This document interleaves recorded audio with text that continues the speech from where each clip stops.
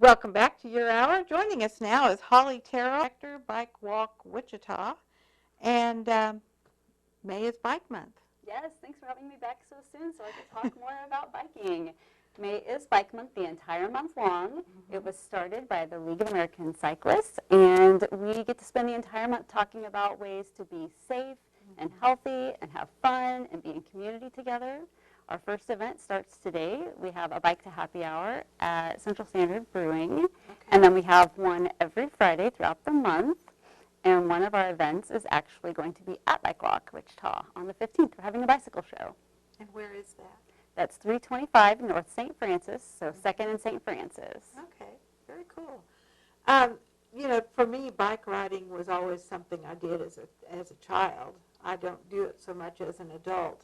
I have a bike, but I don't ride it much. But my brothers and I used to, we'd ride 2 blocks north and 2 blocks south of rivers. And so we would ride, one way or the other. If we went north, there was a bike path that was, it wasn't a concrete bike path, it was just a path. And if we went, we would build up a lot of speed, and we'd take that path and we'd go down, and then right before you get to the water, you veer to the left. And that was great fun to us to try to do that, but my oldest brother didn't veer. Oh, no. And he went into the water, and he was really mad. Yep. I didn't cycle for some of my, teens and 20s. I lived in the country, and then when I got back into it, it was really funny how some things I remembered very well, and some things my body had forgotten. Like, I one day got to a stop at a crosswalk at an intersection. I stop, I go to put my foot down, and it's kind of and teetered over onto the sidewalk, and was like, I don't know what just happened. So sometimes those things are not as quickly popping back into your mind as you'd like. Well, he was just a klutz.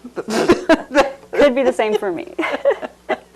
But yeah, so we get to spend the entire month focusing on ways in which we can help people be healthy and happy when they're cycling. Moving about the city is really great. You get to see things you don't normally see when you bike instead of drive, and you get to experience the city a little differently.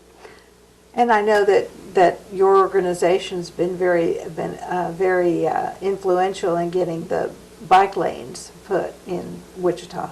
And they're limited right now, but I know that there's probably more in the works. Yes, I'm really excited for a demonstration project coming up on Douglas between Hydraulic and Grove.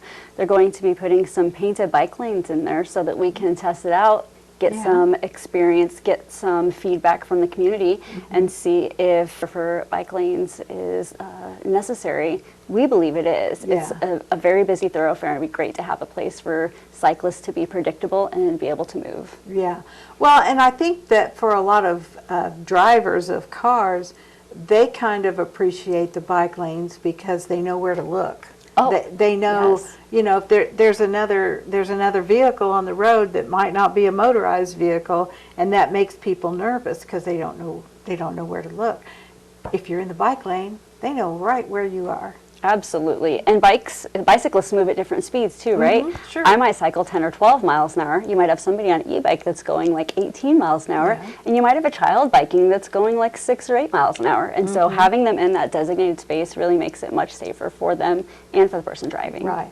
Well, because speaking as a driver of a car, I know that sometimes when I see smaller vehicles on the road, like motorcycles or bicycles or small cars, sometimes that makes me just a little bit apprehensive because I want to be aware of where everything is, and sometimes it's hard to keep up.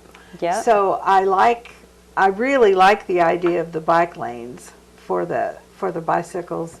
And are they intended for motorcycles as well? No, just for bicyclists. Motorcycles are too fast to be able to get there safely. That would be my thought too. Yep. The one interesting thing you just mentioned, though, is a lot of times we're driving, we're on autopilot. And when you Sure. have a cyclist or a motorcyclist or a pedestrian around you, then you really start to pay more attention, right? Like Yeah. you're like, oh no, I need You to. should, Yes, anyway. I should be looking. But it kind of reminds you that that awareness should always be happening. But when we are driving in those paths that we're used to, Yeah. sometimes it doesn't. So yeah, the awareness is key. Yeah, yeah, it really is, because it's so easy to lose track, and you know, if you don't see something else, you can easily try to, you know, switch lanes, and you've turned into them. Yep.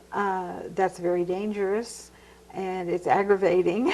Right turns, that's where you see like the green boxes and those Yeah. those dotted white lines to inform a person driving that there is a cyclist that will potentially be going right beside them, so to pay attention as they're getting over, they're starting their turn. Yep.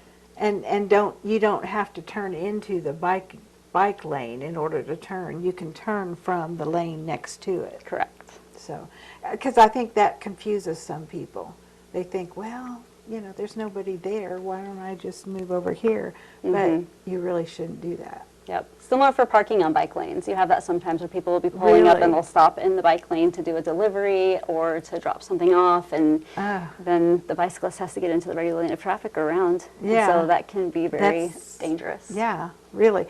I really think we probably need a little more education to how to properly use bike lanes, not just for bicyclists, but for the drivers of vehicles as well. Absolutely. We have a safe riding checklist that we created at Bike Walk Wichita. You can go to lookseesave.org and you can actually download it. Oh, that's cool. Well, Holly, it's always a pleasure having you here. Thanks for joining us today. Thanks for having me. And we'll be back in just a couple of minutes with James Barfield on Zoom. So stay with us.